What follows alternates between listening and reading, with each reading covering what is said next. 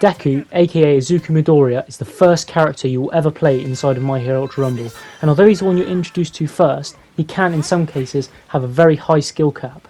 Today, I'm going to be giving you a character guide on Izuku Midorya inside of My Hero Ultra Rumble so that when the game releases, you know exactly what you should do when you're playing him. Let's get into it.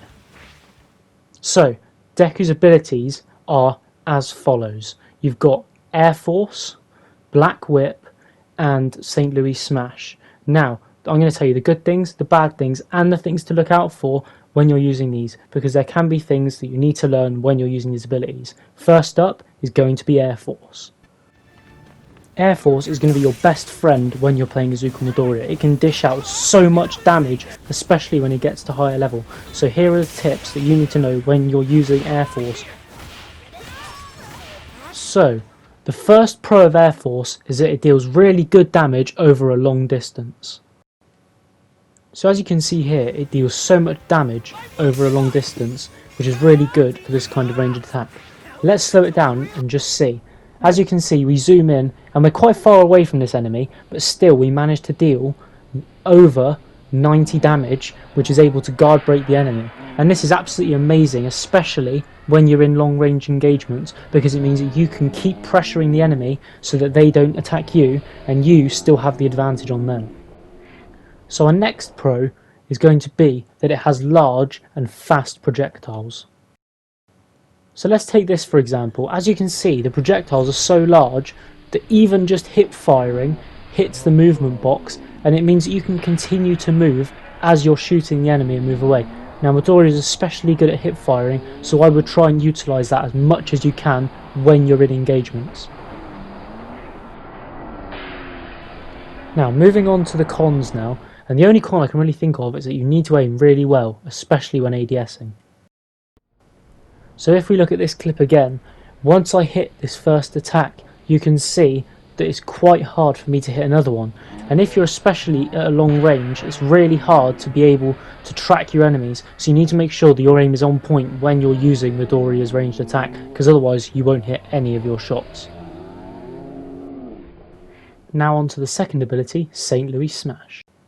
So, St. Louis Smash is a medium to close range melee attack with high damage, but it is really hard to hit. So as you can see here, St. Louis Smash can deal out so much damage in such a short time, which can be really good in close range engagements and early game fights.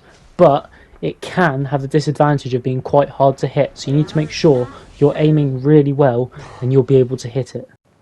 So his final quirk, Black Whip, has two different forms. It has the mobility form and it has the damage form. To start with, I'm going to go over the mobility form, and the mobility form is really nice for getting out of engagements, getting back into engagements, and getting an advantage on your enemies when you can get up high and they can't. So here are some really good examples of how Black Whip can be used for mobility. It can be used to get up on buildings, to get away from the enemies, to generally move about the map, get somewhere faster, get into storm, and it can be really useful when you need these situations where you need this quick and fast mobility. But you need to be careful, because sometimes when you don't jump and shoot at the right time, like these clips, you can miss your shots.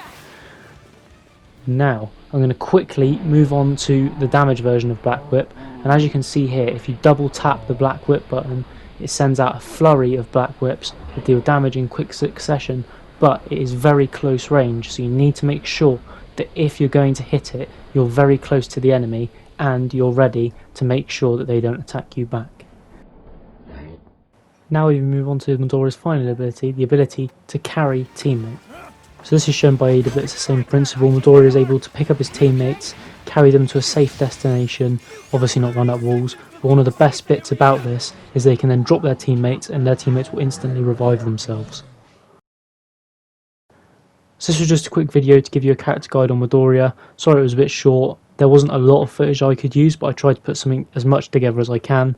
If you enjoyed, please subscribe and like.